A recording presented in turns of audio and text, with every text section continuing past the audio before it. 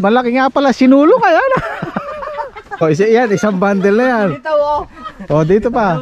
Dito. Meron pa dun. Ayan, dami oh. ayan, isang bundle o.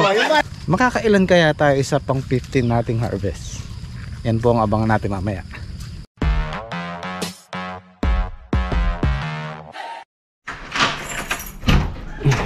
Good morning. Nagising ako ng mag-aalas 5. Walang tigil ang ulan, ngayon palang tumigil oh. Maganda sa halaman niya, nakatikim din sila ng nitrogen.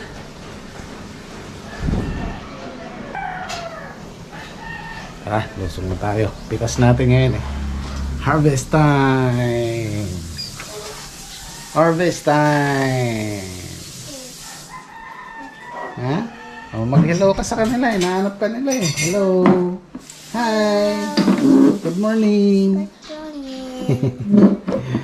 Maaga siyang nagising kasi maaga din siya natulog. Alas 7 pa lang yata tulog na siya kagabi.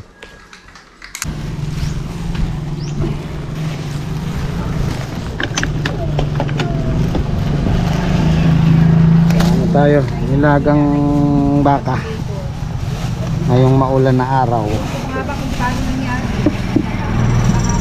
Baka mabasag yung itlog ko.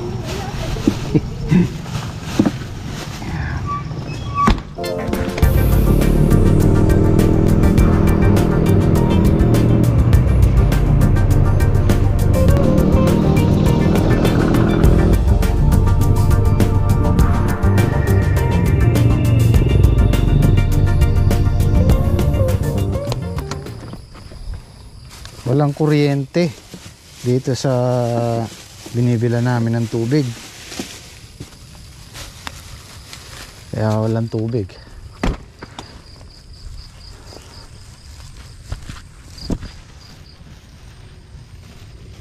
Tade, anong ginagawa mo dyan sa kalan?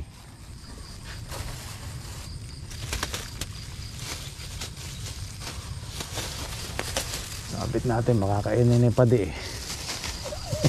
Si Pade. Ay, si Pade oh. Ang ginagawa mo dyan, Pade?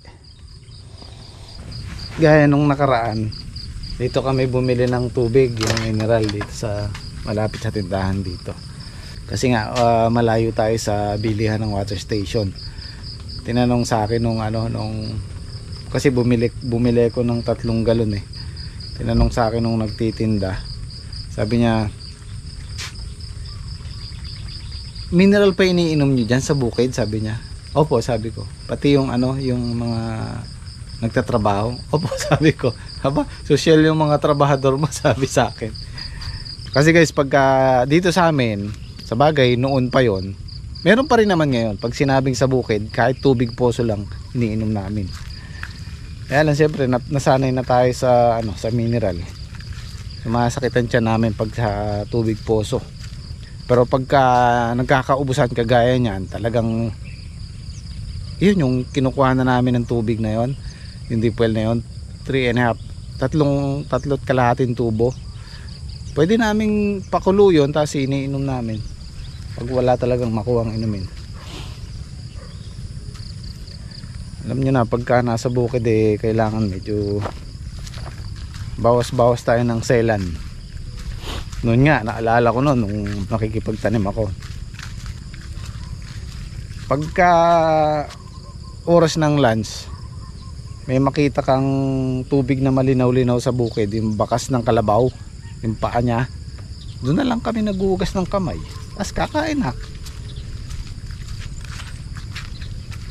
Siyempre noon pa yon, ngayon medyo iba na ngayon. 2023 na tayo ngayon.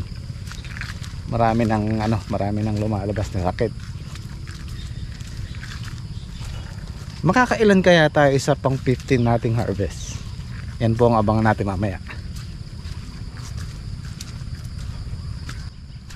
Ito yung medyo magtatagal tayo ngayon dahil nabasa sila, matagal patuyuin. Oh, ganda oh. Kasi guys, ang po kasi, ang ampalaya hindi natin pwedeng i-plastic, gaya ng nasabi ko na to sa nakaraang vlog, hindi natin pwedeng i-plastic ng basa. Pinapatuyo po namin talaga yan. Kasi pag nagtagal sa plastic yung basa niya, parang nahihinog siya o naluluto yung balat niya. Hindi kagaya ng talong, upo, talagang kahit basain natin pwede. Nandiyan si Jober. Okay, kasama tayo. Alang trabaho, Jober? Ha? Oh. Aba, yan ang gusto ko sa'yo eh. Ano na yan. Okay, sige. Kumusta naman yung nabili mo? Gasolina ba yun? Oo. Ba't kulay diesel? Saka inaamoy ko yun. Hindi, okay naman. Nagamit naman namin. Kailangan ko na umorder ng pambalag natin. Ayun, ganda ng tayo ng talong. Lalo na ngayon na ulanan pa. Bilis lumaki yan.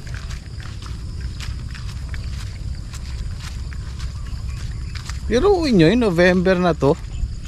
Buong November walang ulan, ngayon lang umulan.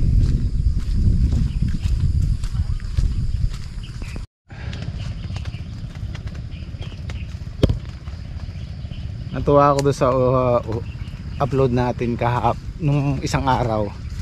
Marami nag-comment na, Sir Jim, napanood ko yung una, yung paano kayo nag-umpisa. Ayan, gusto ko magpasalamat din sa mga nanonood noon hanggang ngayon. Maraming salamat po sa inyo. Kasi nabanggit ko kung yung anong tanim yung nalugi kami. Nakalimutan ko yung kalamansi. Yun nga pala, doon kami nag-umpisa. Walang bumalik din doon. Kasi nga nilulubog yung farm mo.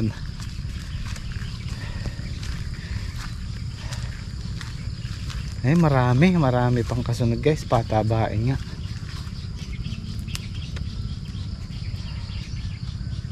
Kaya lang may nanunusok na Itong buwan na to, December, January, mahirap alagaan ang ampalaya. Kaya pinag-iisipan ko kung itatry ulit namin yung ampatola. Medyo malaki lang ang puhunan. Kaya lang ang advantage kasi nun, ang ampalaya gusto niyan yung basal, yung di pa natamnan ng ampalaya kahit isang beses. Pag natamnan mo na, hindi mo na pwedeng ulitin ang buto.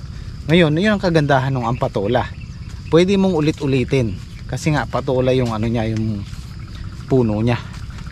Pinag-iisipan ko kahit 10 tray lang, pwede na siguro. Para Trek, anong balita?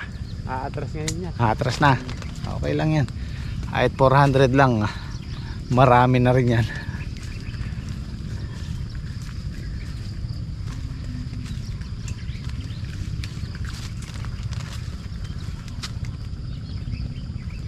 $400, $300, $200, 100, pwede pa natin pagtiyagaan yan dahil maganda na yung presyo ng ampalaya.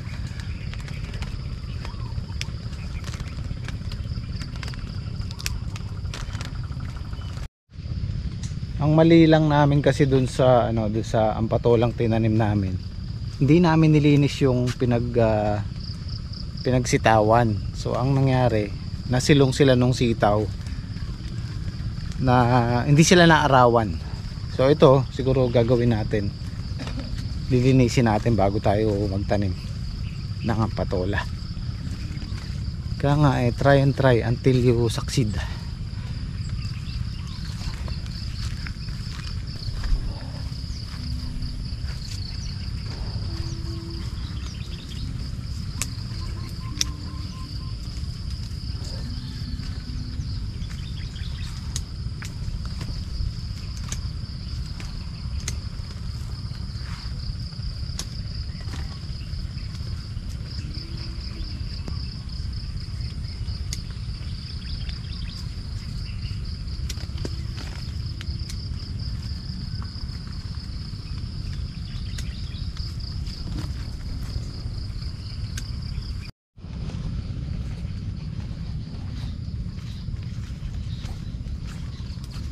Maraming alanganin, no?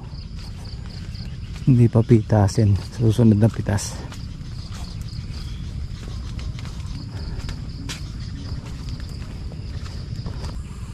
At gusto ko pong marinig yung feedback nyo tungkol sa ampatola. Tatry ba natin or ibang gulay naman? Comment po kayo sa baba. Pag itong video natin na to umabot ng 1,000 likes, tatry natin yung ampatola. Meron akong pinapanood na farmer na nagbablog, si Tata Johnny, yan, shoutout. Gusto ko siyang pasyalan kasi pag meron akong gustong malaman sa tanim, halimbawa talong or sitaw, ampalaya, pinapanood ko siya. Hanggang ngayon nag-upload pa rin siya. Gusto ko siyang pasyalan, kaya lang hindi ko alam kung saan siya. Alam ko Bulacan siya eh. Baka merong nakakakilala sa inyo dyan. Comment nyo pa sa baba, pasyalan natin kung okay kay Tata Johnny. Kasi nakita ko sa kanya yung meron siyang makinang pang tudling, pinagawa niya, yung pinakustomize niya. Gusto kong malaman kung saan niya pinagawa yon, kasi ang ganda ng makina niya na yun, ang ganda ng gamit niya na yon. Ganun ang gusto kong ipundar din. Total meron naman na tayong makina, so yung transmission, yung pinaka transmission na lang ang kailangan natin, tsaka yung pambungkal ng lupa. Galing nung pag nagtutudling sila, talagang pinong pino yung tudling. Matagal ko na siyang gustong pasyalan, kaya lang hindi ko alam yung exact location niya. Baka sakali mapanood ni Tata Johnny to, yan, shoutout po. Gusto ko po kayong makakilala ng personal para makakuha ng idea sa pag-farming.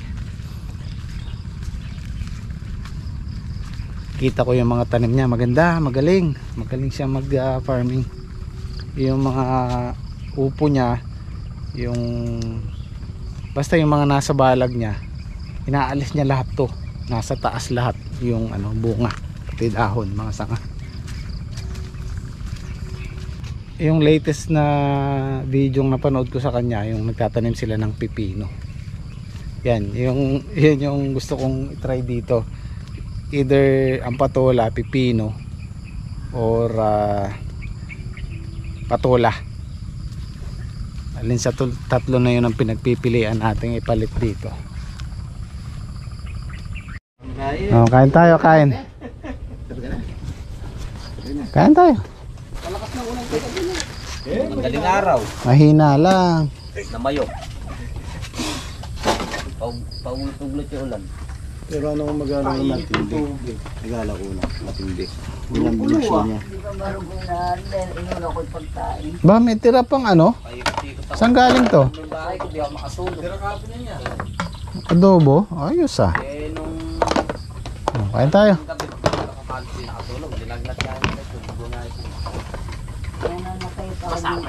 Tanghali, natulog ako. Tingin mo yung natulog hanggang alas 3. Ba't ayaw magpabukas na yan eh?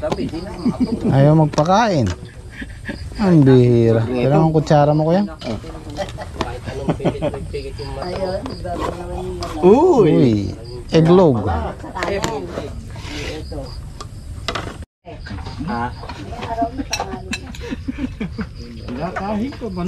Sumubo ka na. May parisaldi. Wala nung kakain tayo mamaya alas 3. Sige. Tayo niya alas 2, alas 3.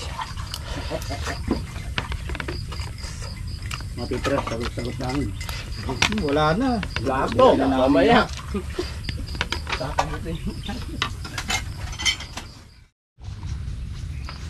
Pinakapuno nyo yata. Tinga, treka, atras.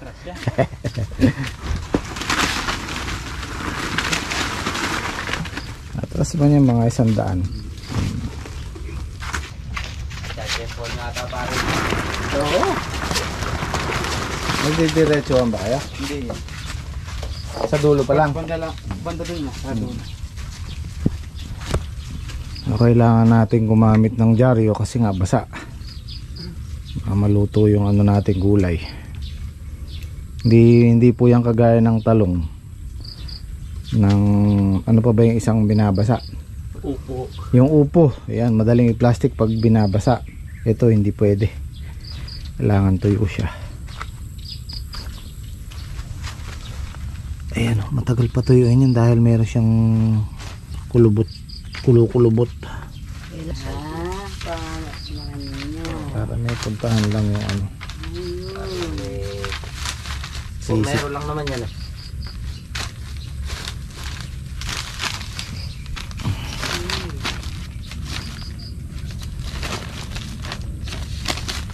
Hindi po kami nang dadaya ha. Wala naman pong timbang yan. Baka akala ho nila magsasaksak tayo ng pangit sa loob. Ayaw nga no, dahil hindi kita. Hindi, makikita naman, nakilala ka naman ng mga binabagsakan mo. Pasisira tayo pagka ginawa natin yan.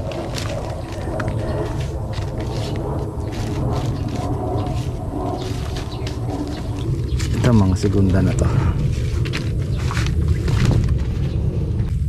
Yan, gaya nga nung sinasabi ko, yung presyo ng ampalaya depende sa ano, sa klase, sa ganda. Yan, dahil yung sa atin pang 15 na, medyo hindi na ganun ka ano, kagaya ng mga 5 pitas, 6, talagang first class. Yan, may kasama ng maliliit. Basal ang gusto ng mga buyer, yun ang mataas ang presyo. Yung mga bagong pitas, mga bagong tanim.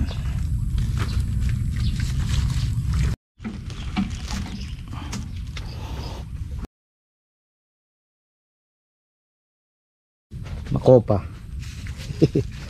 Ganda. Buwang puno. Dati ganito itsura ng mga mistisa eh, no? Maputlang ganito. Po talaga.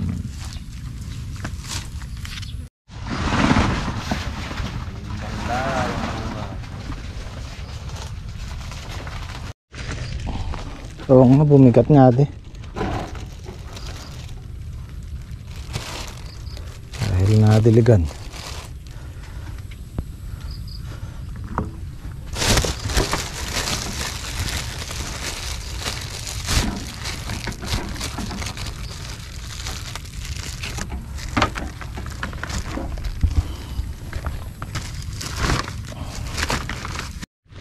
Basa. Ito na lang. Oh, sige.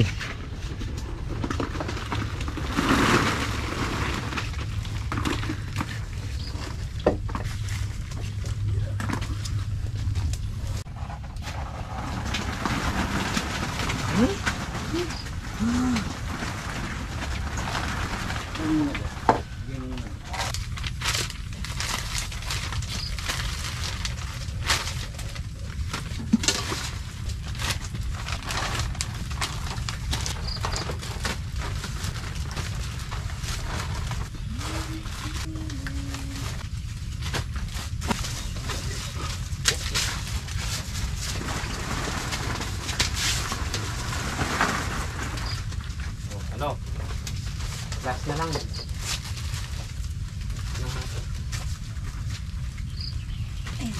Last pa rin.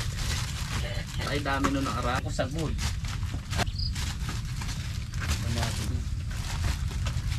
Importante malaga, no? Importante marami. Importante marami. Meron pa rin kahit Sumama yung segunda niya yun. Pwerte pa nga yung segunda na yan. Halos nagpe-presyo ng good nung sinundan na kwan nga yan eh. Tara guys. 20 good. Yan pa yung dialogue ng Pinoy. Importante mahalaga. Mahalaga ang importante. Tinamaan ko nga ng presyo una-una. 20.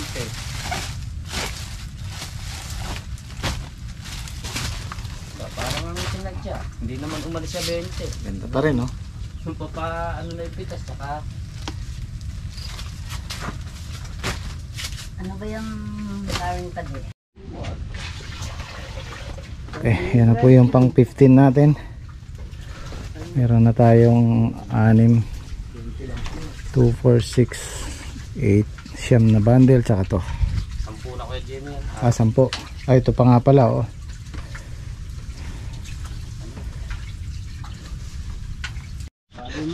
Isang banda. Kain na akong gin. Nakasampu ba? Opo. Ito na po yun. Ah, Meron isa. po ito pa. Oh, lakom na kain nyo. 5 kilo. 15. Ako 14. Hindi, Oh, kaya 15, nito isa't yan, kalahati. marami pa yan. Oh, magkano 1 kilo, te? 1.5. 1.5. Ba 20 mil yan, isa't kalahating kilo, ay isa't kalahating bundle. Wish ko lang. Wish ko lang.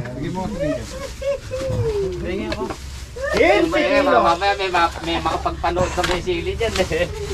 Hanapin ako niyan. Re, 15 kilos. Ganyan, sa 1.5. So 1.5 na eh. Mahigit 20 milyon. 20 mil nga eh.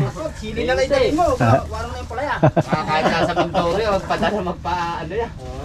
Hindi, mayroon tutunog na yan. Oo, tinadadala lang Yung binabas lang. Meron. Binibiyahe niya. Oh, isang bundle, ibibigay sa Maynila. Pag uwi niya, may 5 mil siya. Ano eh, kagayan eh. Yung nandito sa ano? Sa Tabuan. Tabuan ba? Tabuan. Tumulong, pare. Sulong pa ba? Sulong pa. Kaya lang hapon na sa second project. Ilan de, ilan? 61 niya. 610. Pareho lang, kaya lang medyo nadagdagan yung segunda natin. Iya, sumulong pa. Ay 600, di Hindi 600. sumulong. Eh, yun ang kinuha niya na tigil 5 kilo. Iba pa ko lang 10. Eh, 15 kilo. Hindi nakabilang yun. Hindi, sobra. Oh, 600 din. Tama nga, sabi namin na 400 lang pero naka 600. Pumantay lang doon sa huling pitas natin. Kaya lang, ilan yung good? 47. 47, oo. Medyo nagdagdag na tayo sa segunda. Okay, nice harvest split.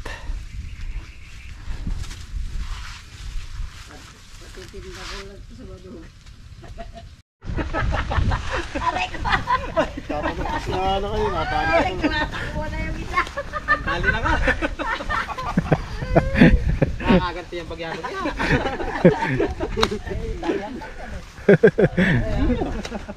Dali na ka.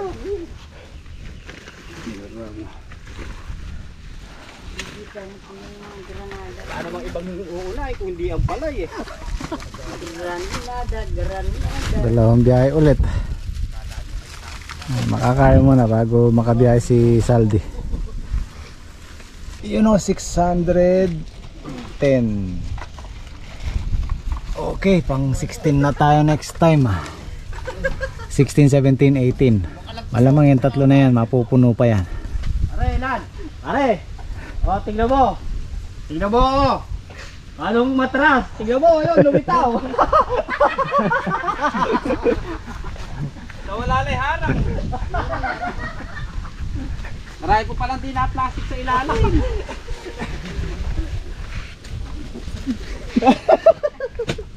Marami mo palang di na-plastic sa ilalim. Ayun o, lalo ito ah. Di ba yung good ba yun?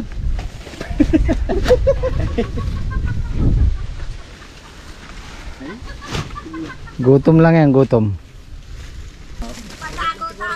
Ang segunda. Cover mo, lumitaw naman.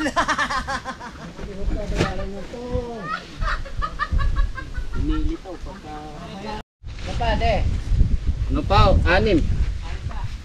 Uy, tama na. Siyempre, baka... Wala na naman akong balikan dyan. Nakatulad na lang. Pinagdala ko yung targa ko. Hindi, meron. Marami kang babalikan. Papaya. Ay, maraming babalikan. Maraming ang babalikan. Malamang nga rin pare, pag uwi namin, magbibiyahe rin kami ang palay eh. Pa-order. Malaki nga pala sinulong, ayan. Malaki nga sinulong. Ayan o. Oh, isang bundle na yan. Dito oh. Oh, dito pa. Ayaw pa. Dito. Meron pa dun. Ere, Ayan, dami oh. Ayan. ere, isang bundle oh. Iba. Ayaw pa. Oh. Ba? 3 bundle din yung ano ah. Nawala. Bali, dapat pala ilista ko doon 650. Pare, abono ka pa dyan. Wala ka. Ah, kaya na tayo, nakalimutan ko yung kalamansi.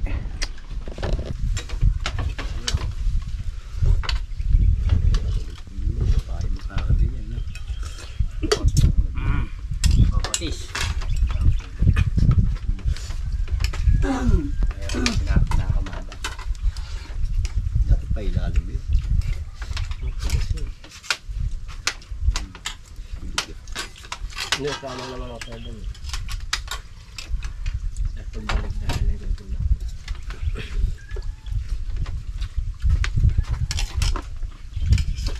Andun pa ba sa bahay mo? Ang maganda, sumama ka na sa akin pag-ahon. Labas mo, dalhin mo na yung timbangan. Para pagbalik ko, bago ko ikarga, Kakarga na lang. kakarga na natin ito para ilalim